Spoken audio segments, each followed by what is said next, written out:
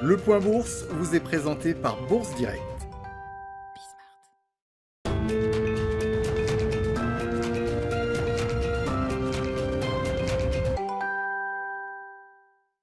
Clôture en léger recul ce soir pour le CAC 40. L'indice parisien perd 0,20% à 5650 points. Le marché parisien donc qui a eu du mal à se trouver une tendance aujourd'hui à la suite de la pause amorcée hier après la poussée de la semaine dernière.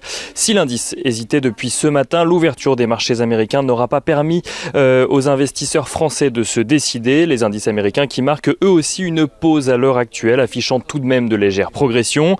Il faut dire que les investisseurs sont à la fois dans une période d'attente avec notamment le discours de Joe Biden jeudi sur le plan de relance, mais aussi le début de la publication des résultats américains en fin de semaine avec notamment les banques qui ouvriront le bal et notamment la vision de leurs dirigeants sur l'année à venir. Une vision que la Fed partagera de son côté également demain dans son livre beige à 20h. Donc autant d'événements qui incitent les investisseurs à se montrer attentistes, mais le calme sur les marchés peut aussi s'expliquer par la prudence des investisseurs face à plusieurs événements de nature à apporter de l'incertitude.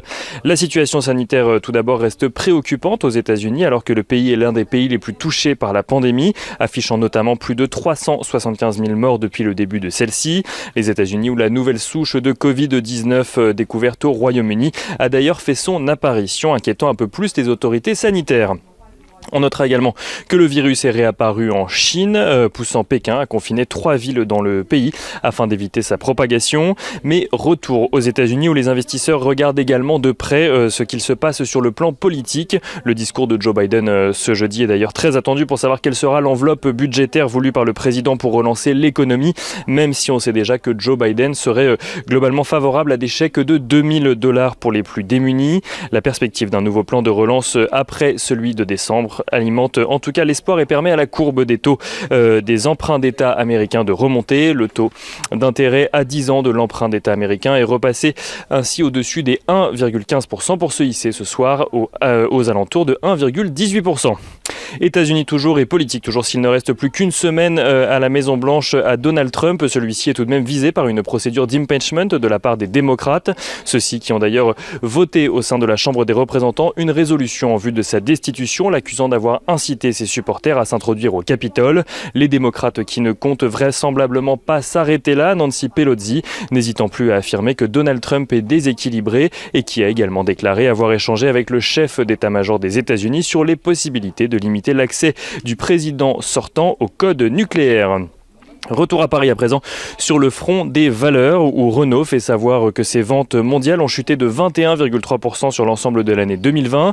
Un recul en lien direct avec la pandémie et la fermeture de plusieurs sites du groupe pendant plusieurs semaines au printemps dernier. Le groupe qui a vendu sur l'ensemble de l'année dernière 2,95 millions de véhicules veut à présent redresser sa rentabilité en 2021. Renault qui estime par ailleurs qu'un rebond du marché automobile devrait avoir lieu en 2021. Un rebond du marché mondial de l'ordre de 10 à 15%. On notera également que Sodexo continue sa progression après des résultats meilleurs que prévus publiés la semaine dernière. JP Morgan passe d'ailleurs de sous-performance à neutre sur le titre et relève son objectif de cours de 55 à 80 euros. Et on finit avec l'agenda de la journée de demain. Demain, les investisseurs pourront prendre connaissance de l'indice des prix à la consommation aux États-Unis pour le mois de décembre, mais également, on en parlait tout à l'heure, du livre beige de la Fed publié donc demain à 20h. En Europe, les investisseurs prendront connaissance de la production industrielle en zone euro pour le mois de novembre. Et ils pourront également suivre le discours de Christine Lagarde qui prendra la parole dans le cadre d'un sommet organisé par Reuters.